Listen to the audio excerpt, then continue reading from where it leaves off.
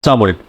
बाबर आजम और शाहिद शाह अफरीदी को एक साथ पाकिस्तान टेस्ट स्क्वाड से ड्रॉप आउट कर दिया गया है। न कि सिर्फ इंग्लैंड सीरीज़ के लिए बल्कि दौरा ऑस्ट्रेलिया के लिए भी इन्हें ड्रॉप आउट कर दिया गया है। इसकी बताई जा रही है कि इनको आराम देने के लिए ये फैसला किया गया है और सिर्फ इंग्लैंड सीरीज़ के लिए नहीं बल्कि लंबे वक्त के लिए इनको आराम दिए जाने का फैसला किया गया है। अगर हम असल वजह की तरफ जाए तो सबसे पहले अपने नज़रिए से देखते हैं तो बाबर आजम और शाहिद शाह अफरीदी पिछले कई टेस्ट सीरीज से अच्छा परफॉर्म नहीं कर पा रहे हैं। उनकी परफॉर्मेंस तकरीबन जीरो ही रही है। इसकी वजह से पाकिस्तान टेस्ट क्रिकेट पर काफ़ी बुरा असर पड़ा और पाकिस्तान की रैंकिंग काफ़ी हद तक ख़राब हुई। इस वजह से बाबर आजम और शाहिद शाह अफरीदी को ड्रॉप आउट किया गया।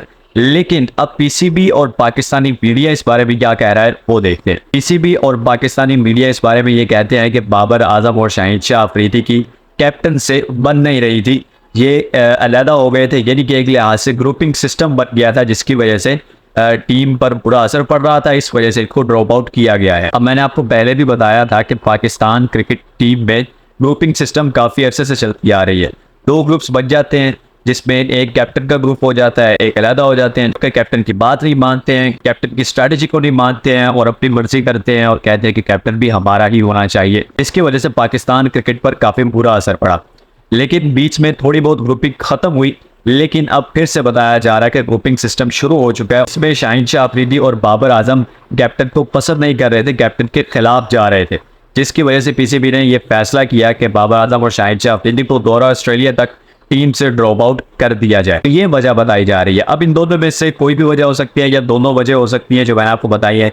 एक जो आपने अपने नज़रिए से देखा कि बाबर आजम और शाहिद शाह अफरीदी की अच्छी परफॉर्मेंस नहीं रही, और एक पीसीबी और पाकिस्तानी मीडिया जो बता रहा है कि उनकी ग्रुपिंग सिस्टम चल रहा था, कैप्टन के खिलाफ जा रहे थे।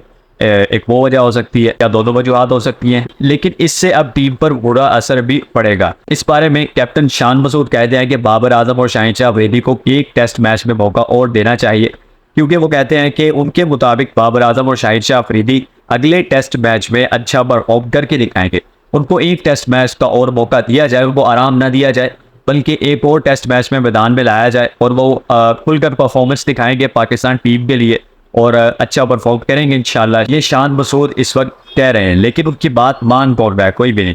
पीसीबी ने जो फैसला कर लिया वो कर लिया। अब वो पत्थर पर लकीर हो चुकी है। अब पीसीबी इससे पीछे नहीं हटने वाला।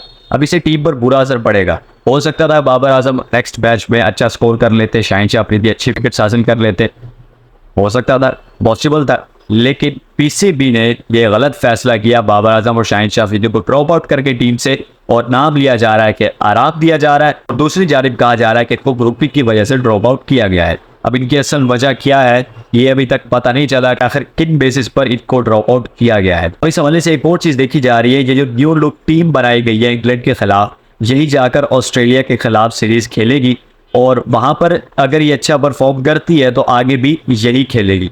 ये पीसीबी की जानिब से कहा गया है, और जिसका मतलब है कि बाबर आजम और शाहिद शाह अफरीदी अब डेंजर जोन में आ चुके हैं। अब उनको बड़ा लंबे वक्त का आराम देने का फैसला किया गया है, और हो सकता है कि ये आराम और ज़्यादा लंबा होता चला जाए और बाबर आजम और शाहिद शाह अफरीदी के करियर का दी एंड हो जाए। क्योंकि बहुत से प्लेयर्स ऐसे हैं, for example Sarfaraz Ahmed and Ahmed Shahzad, इनके साथ इसी तरह किया गया और आज देखो उनके करियर का एंड हो गया। तो ये बाबर आजम और शाहिद शाह अफरीदी के साथ भी यही करने की कोशिश की जा रही है। जैसे पुलिस ने शाहिद शाह अफरीदी के बारे में क्या बोला था, सब लोग अच्छे तरीके से जानते हैं। हिडन वार्निंग दी थी बहुत बड़ी, शाहिद शाह अफरीदी को अपने घर पर ध्यान रखना चाहिए, ये उन्होंने बोला था। इसका मतलब है कि बस द एंड हो चुका। खैर अभी तक के लिए इतना ही, मिलता है नेक्स्ट एपिसोड में। आप तरह का बहुत ज़्यादा ख्याल। अल्लाह हाफिज़।